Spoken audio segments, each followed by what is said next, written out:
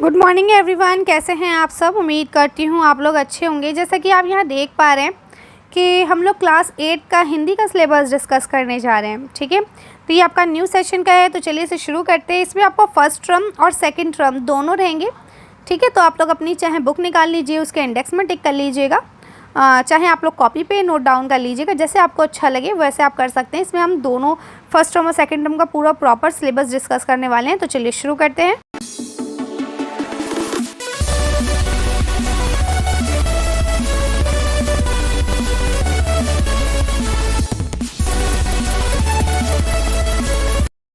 तो देखिए, जैसा कि आप लोग यहाँ देख पा रहे हैं कि आज हम क्या पढ़ेंगे। इसमें 8th क्लास का सिलेबस है आपका, है ना। तो देखिए, इसमें सबसे पहले आपको कौन सा पार्ट पढ़ना है, पार्ट 2 पढ़ना है, लाख की चूड़ियाँ। ठीक है, यानी जो भी आप पहला पार्ट पढ़ रहे थे वो अब आपको नहीं पढ़ना है। इसके अलावा देखिए, यहाँ पे कुछ आपको दिया गया है कि भाई आप इसके अलावा ग्रामर से रिलेटेड क्या काम कर सकते हो। यहाँ आपको वर्कशीट के नाम दिए गए हैं, बाकी ये और ये इतना ज़्यादा आपके काम का नहीं है। ठीक है, तो सबसे इंपॉर्टेंट चीज़ आपको पार्ट कौन सा पढ़ना है, लाख की चूड़ियाँ।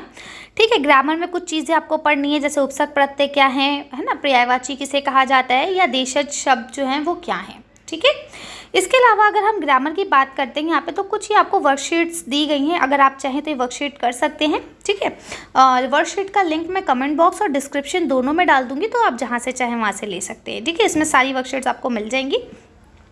चलिए नेक्स्ट चैप्टर देखते हैं। तो इसमें नेक्स्ट चैप्टर जो आपका है वो बस की यात्रा है। तो आपको पहले तो पूरा चैप्टर अच्छे से पढ़ लेना है।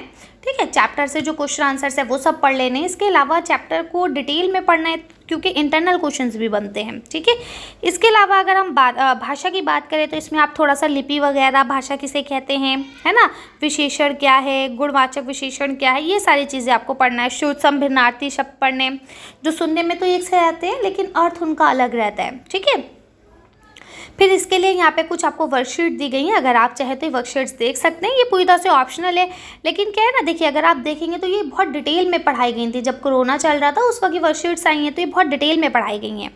ठीक है ना। इसके बाद देखिए यहाँ पे भगवान के डाकिये, ये तीसरा चैप्टर हो गया आपका, जो पार्ट नंबर 6 है, तो आपको ये पढ़ना है। इसके बाद 7वां पार्ट है, क्या निराश हुआ जाए, ये वाला आपको पढ़ना है। ठीक है, इससे रिलेटेड यहाँ पे भी देखिए आपको वर्कशीट्स दी गई हैं। इसके अलावा यहाँ पे देखिए लिंग बदलो, वचन बदलो, ये सारी चीज़ें आपको पढ़नी है।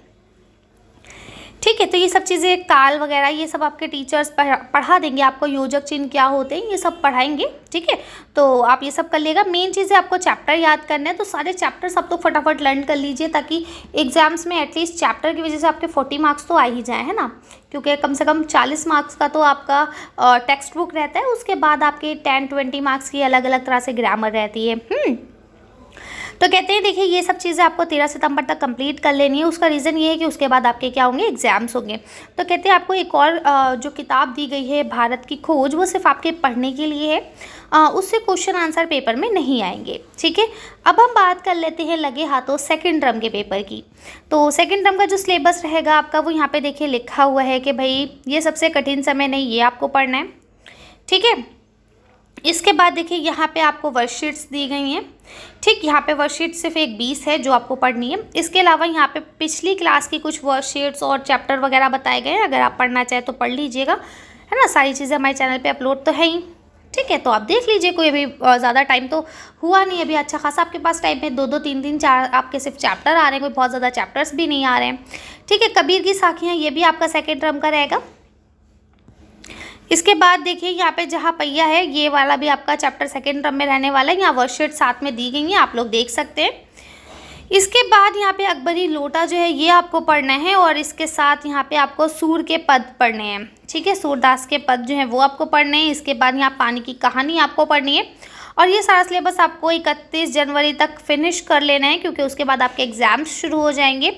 ठीक है, और रही बात आपके पेपर में, तो देखिए आपको सेकंड टर्म के जो पेपर होंगे, यानी जो फाइनल टर्म के पेपर होंगे, उसमें आपका फर्स्ट टर्म का भी सब पूछा जाएगा, तो इसलिए अच्छे से उसे भी पढ़ लीजिएगा।